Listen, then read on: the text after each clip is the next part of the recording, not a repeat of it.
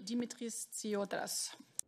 Executive Vice President designate, your portfolio is of utmost importance. Throughout history, Europe was a pioneer on innovation and on technological revolutions.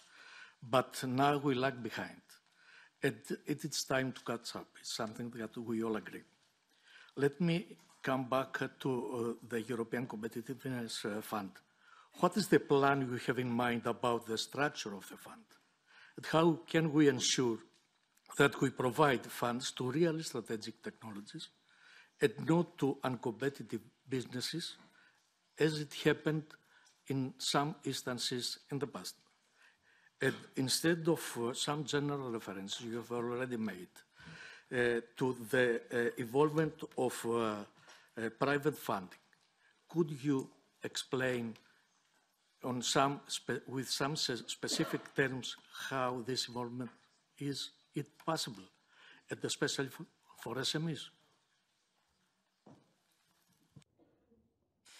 Merci. Sur le fonds de compétitivité, dans sa dimension, ça dépendra évidemment de vous et les critères d'accessibilité dépendra également de la proposition que fera la Commission. Mais comme vous l'avez compris, je me répète peut-être, mais je veux vraiment une approche plus ciblée et donc qui a plus d'utilité pour les secteurs, une approche également plus simple pour tout le monde, une flexibilité.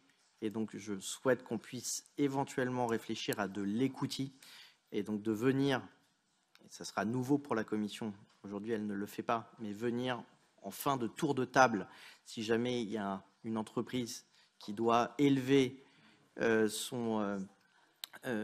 sa stratégie au niveau industriel et donc pour le scale-up, on doit pouvoir venir en equity financer à la fin, s'il y a un problème de financement, des projets industriels qui valent la peine pour éviter de les voir partir de l'autre côté de l'Atlantique et donc continuer le soutien à la recherche notamment et à la production.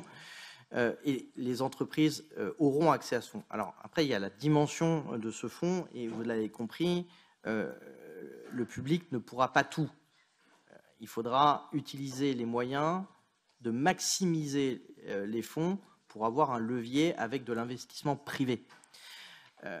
On reviendra avec une proposition, mais vous avez compris qu'entre l'Union de l'épargne et des investissements, entre le fonds de compétitivité que je souhaite voir augmenter et la stratégie de dérisking, entre le produit d'épargne européen qu'on doit devoir lever, nous avons un certain nombre d'instruments qui doivent nous permettre de faire face à ce mur d'investissement qui est devant nous. Les PME auront en tout cas un chapitre particulier dans le Clean Industrial Deal et notamment sur le fonds de compétitivité, on veillera à ce que les PME puissent en bénéficier évidemment.